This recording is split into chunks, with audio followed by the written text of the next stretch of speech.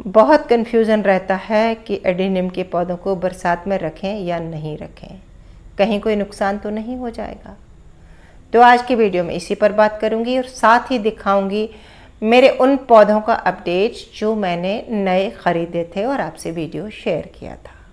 नमस्कार मित्रों, मैं ममता वाजपेयी भोपाल से मेरे चैनल पर आपका स्वागत है। लीजिए, मैं फिर हाजिर हूँ नई वीडियो और नई जानकारी के साथ। आप देख रहे हैं इंडियन टेरेस गार्डनिंग आर्ट। सबसे पहले इस कन्फ्यूज़न का उत्तर कि बरसात में रख सकते हैं कि नहीं, तो मैं अपने अनुभव से कहूँगी कि बरसात में ज़रूर रखना चाहिए, क्योंकि बरसात के पानी में नाइट्रोजन होता है और नाइट्रोजन ग्रोथ को प्रमोट करता है। सो अच्छी ग्रोथ के लिए, मोटे कोडेक्स के लिए बरसात में रखना ज़रूरी है।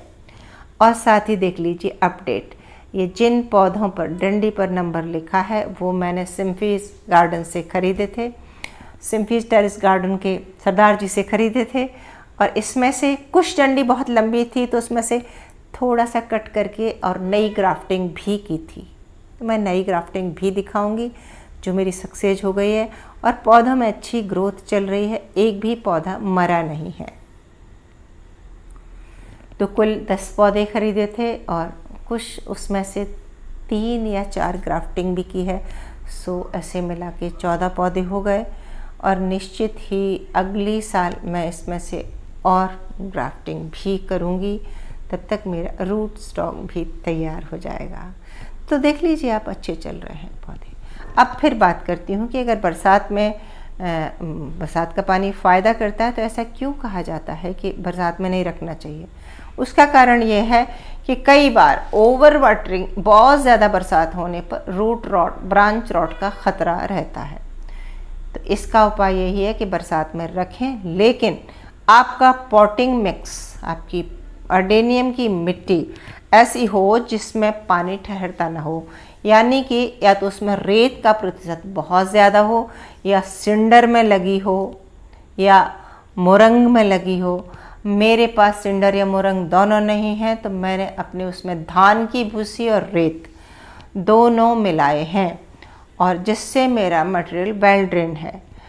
कई बार हम मिट्टी ज़्यादा मिला देते हैं, तो ऐसा नहीं है कि मिट्टी में पौधा चलता नहीं है, मिट्टी में भी चल जाता है।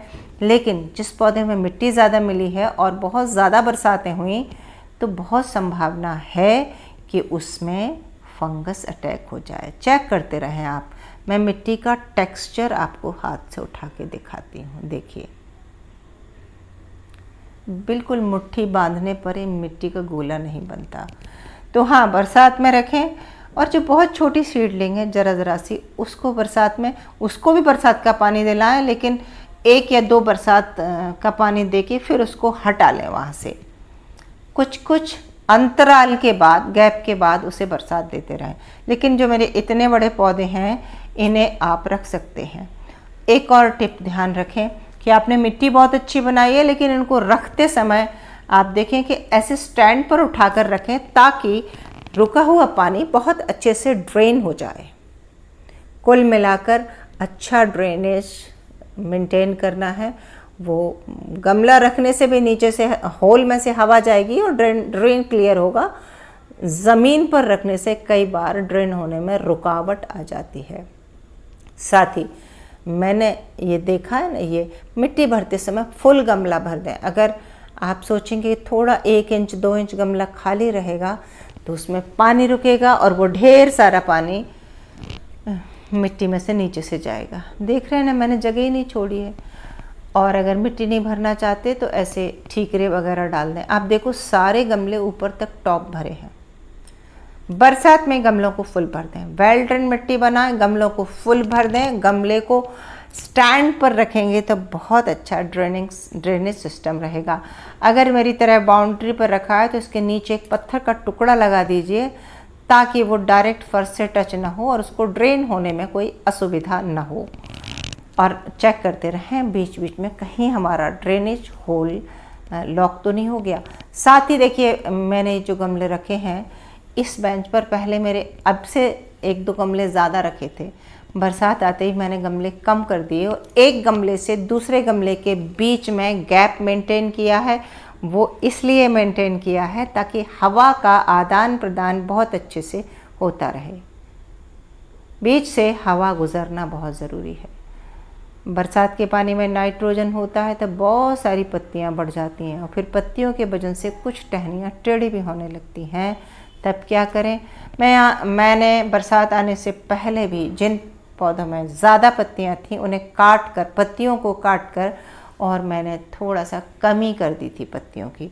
ऐसा करने से ब्रांच ना अपना वज़न ले पाती है और तनकर सीधी खड़ी हो जाती है और एक मजबूत ब्रांच तैयार होती है। तो मैं फिर से रिपीट करती हूँ कि आप मिट्टी वेल ड्रेन बनाएं, आप स्टैंड पर रखें, आप गमले से गमले के बीच की दूरी बढ़ा दें, गमले को फुल भर दें ताकि पानी भरने की जगह ना रहे, और बहुत सारे पत्ते हो रहे हों तो उन पत्तों को ज़रूर कम करें। और एक और आखिरी टिप ये है कि फंगीसाइड का प्रयोग करते रहें।